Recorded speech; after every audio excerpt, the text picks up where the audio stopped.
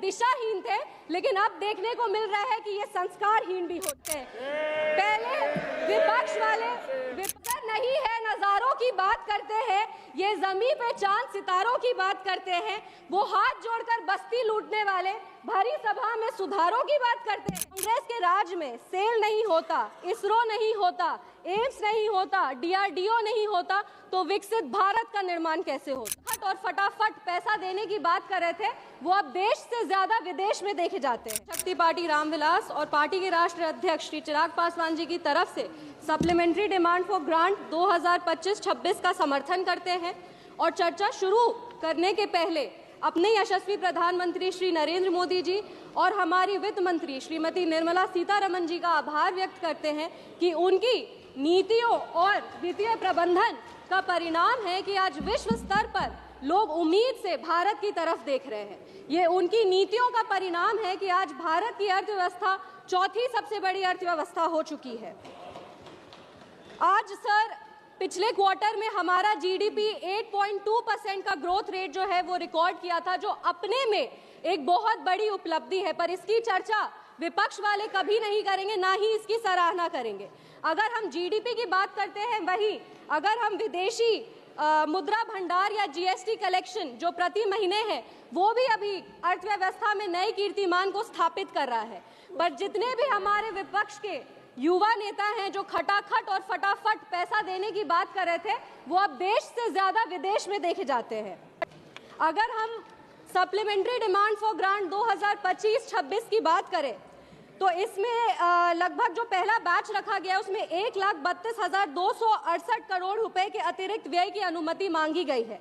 विपक्ष के नेता जो हैं वो बार बार पूछ रहे थे कि सप्लीमेंट्री डिमांड फॉर ग्रांट की क्या आवश्यकता है, बजट तो पेश हुआ था। पर मुझे गर्व होता है ये बोलते हुए कि हमारा लोकतंत्र एक जीवंत लोकतंत्र है और हमारी सरकार एक गतिशील सरकार है जो ना कभी रुकती है और ना ही विकास कार्यों से कभी पीछे हटती है। मुझे गर्व होता है ये बताते हुए कि ये पैसा कहाँ जा रहा है। ये पैसा सारा, ये जितना भी सारा पैसा है वो गरीब, किसान, महिला, युवा, दलित, वंचित, शोषित वर्ग के लिए जा रहा है और उस विकास कार्य के लिए निकाला जा रहा है। ये जो आवंटित राशि है वो पेट्रोलियम और प्राकृतिक गैस मंत्रालय के तहत एलपीजी सब्सिडी की भरपाई के लिए जा रहा है, जिसके लिए लगभग 12,500 करोड़ की भारी राशि दी गई है। गरीबों के गैस कनेक्शन, एलपीजी कनेक्शन के लिए प्रोग्राम कंपोनेंट के तहत 3,178 करोड़ की राशि आवंटित की गई है। अनुसूचित जाति के लिए 302 करोड़ और जनजाति के लिए लगभग 156 करोड़ अलग से रखे गए हैं। अगर हम बात करें एलपीजी सब्सिडी के लिए, तो एससी और एसटी वर्ग हेतु क्रमशः 83 करोड़ और 43 करोड़ रुपए का प्रावधान किया गया है। शिक्षा मंत्रालय में प्रधानमंत्री वन नेशन वन सब्सक्रिप्शन के तहत लगभग 2023 करोड़ का बड़ा राशि आवंटित किया गया है। इससे छात्र, जितने भी हमारे देश के छात्र हैं जो वंचित वर्ग से आते हैं, जो गरीब वर्ग से आते हैं, उनको विश्व स्तर पर जो आप कह सकते हैं कि जनरल रिसर्च का जो मटेरियल्स है वो उपलब्ध कराया जाएगा। ये उन छात्र छात्राओं के लिए बहुत काम आएगा। अगर हम वर्ल्ड क्लास इंस्टीट्यूशंस की बात करें तो उसके लिए कुल मिलाकर लगभग 235 करोड़ की राशि आवंटित की गई है। केंद्र सरकार द्वारा डीम्ड यूनिवर्सिटी के लिए लगभग 45 करोड़ की राशि आवंटित की गई है। ये राशि आवंटित जितने भी पॉलिसी और स्कीम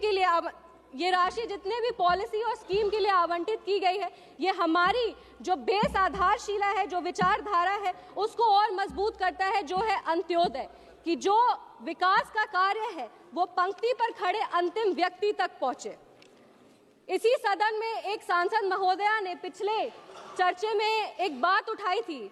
उन्होंने कहा था कि अगर कांग्रेस के राज में सेल नहीं होता, इसरो नहीं होता, एम्स नहीं होता, डीआरडीओ नहीं होता, तो विकसित भारत का निर्माण कैसे होता। उनको हम ये कहना चाहते हैं कि विकसित भारत के निर्माण के लिए एनडीए की सरकार प्रतिबद्ध है। किसी भी तरीके से शिलान्यास करने को और काम पूरा करने को, वो दोनों में बहुत ही अंतर होता है।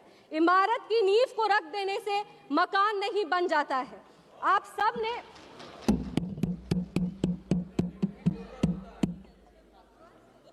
51 साल में आपने मात्र एक एम का निर्माण किया है। ये जब 2003 में श्रद्धेय अटल बिहारी वाजपेयी जी की सरकार आई, तब जाकर 5 नए एम्स की स्थापना हुई।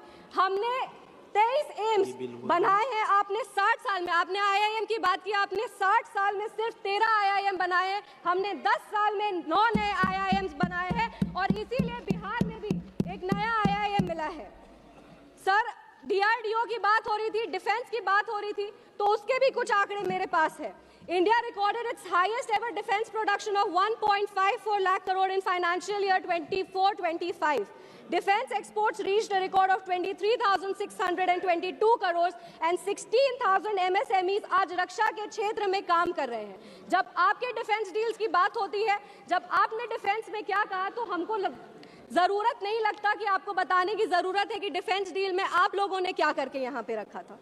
इस मौके पर जब हम अर्थव्यवस्था की बात करते हैं, अर्थव्यवस्था के आंकड़ों की बात करते हैं, तो ये हम लोग सिर्फ अर्थव्यवस्था में अपना रिकॉर्ड नहीं तोड़ रहे, हम लोग चुनाव परिणाम में भी अपना रिकॉर्ड तोड़ रहे। हम बिहार से आते हैं और बिहार की तमाम जनता को हम प्रणाम करते हैं कि उन्होंने एक ऐसे सरकार को चुना, एक ऐसी गठबंधन को चुना जो नफरत और झूठी राजनीति से ऊपर उठकर विकास की राजनीति करती है।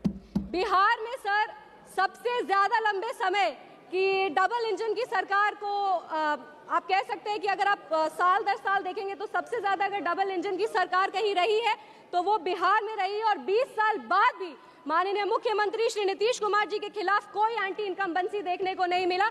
ये NDA की ताकत है, ये हमारे यशस्वी प्रधानमंत्री श्री नरेंद्र मोदी जी की ताकत है। चुनाव के दौरान बहुत ड्रामा देखने को मिला, मछली पकड़े जा रहे थे तालाब में कूद कूद के, पर बिहार ने पूरे देश को बताया है कि राजनीति ड्रामा से नहीं, राजनीति नीतियों से चलती है, विकास से चलती है, नेता से चलती है और नेतृत्व से चलती है। इसी नेता और नेतृत्व ने आज भारत की अर्थव्यवस्था को चौथी सबसे बड़ी अर्थव्यवस्था बना दिया है। कांग्रेस पार्टी का तो बिहार में इतना बुरा हाल था कि इनका जो चुनाव चिन्ह हाथ छाप, उसमें जितनी उंगलियां हैं उतने इनके विधायक ही बचे हैं अब बिहार में। बहुत ही जल्दी, 2 मिनट में बस समाप्त करें, बहुत ही जल्दी बिहार में भी कांग्रेस का वही पॉलिटिकल एक्सटिंक्शन होने वाला है जैसे दिल्ली में हुआ, आंध्र प्रदेश में हुआ। हम बिहार की बात कर रहे हैं, बिहार में जिस तरीके से सरकार काम कर रही है हम उसकी बात कर रहे हैं, तो ये बात भी हाईलाइट करना जरूरी है कि इंडिया अलायंस, मैंने पिछले सत्र में कहा था कि Bihar elections will be the last nail in India alliance coffin, और आज ये देखने को मिलता है कि मकर द्वार में साथ में प्रोटेस्ट तो करते हैं पर इतनी शर्मनाक हार के बाद ये दोनों एक दूसरे से आंख तक नहीं मिला पाते ये अलायंस वाले। आज अगर हम बात करेंगे तो जिस तरीके से इंडिया अलायंस वालों ने हमारे प्रधानमंत्री के खिलाफ अपमानजनक शब्द का प्रयोग किया, लोक जनशक्ति पार्टी और हम इसकी कड़ी निंदा करते हैं।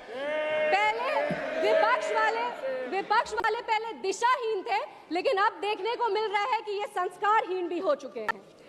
अगर हम बिहार की बात करें, बिहार ने NDA को बहुत बड़ी जीत दी है, बहुत मजबूती से सरकार को एक सशक्त सरकार चुना है। इसीलिए मेरी कुछ बिहार के लिए मांगे हैं जिसको हम सभा के पटल पर रखना चाहेंगे। हम समस्तीपुर लोकसभा से आते हैं और मेरी ये मांग है, एक विनम्र अनुरोध है कि समस्तीपुर लोकसभा में भी बड़े बड़े शिक्षा के संस्थान खोले, लॉ यूनिवर्सिटीज का निर्माण हो, कृषि संस्थान का निर्माण हो। एक सेकंड मैम, बस हम खत्म करें, 2 मिनट। पटना, बिहार में बहुत युवाओं में पोटेंशियल है, एक आप कह सकते हैं टेक्निकल इंडस्ट्री को स्थापित करने का। पटना, समस्तीपुर, भागलपुर जैसे एरियाज को नोडल एरियाज बना करके यहाँ पे IT हब्स का निर्माण हो, आर्टिफिशियल इंटेलिजेंस के लिए यहाँ पे संस्थान बने, आर्टिफिशियल इंटेलिजेंस की यहाँ पे एक आप कह सकते हैं संस्थान जैसे ट्रेनिंग हो, ये सारे संस्थान का यहाँ पे निर्माण हो ताकि हमारा stop migration with through innovation का जो एक मुद्दा है उसको पूरा कर सके। बस 2 पंक्ति में हम श्री सुधाकर सिंह जी, ऑनरेबल मेंबर श्री सुधाकर सिंह, बात को खत्म करना चाहेंगे। नजर नहीं है नजारों की बात करते हैं, ये जमीन पे चांद सितारों की बात करते हैं, वो हाथ जोड़कर बस्ती लूटने वाले भरी सभा में सुधारों की बात करते हैं। बड़ा हसीन है उनके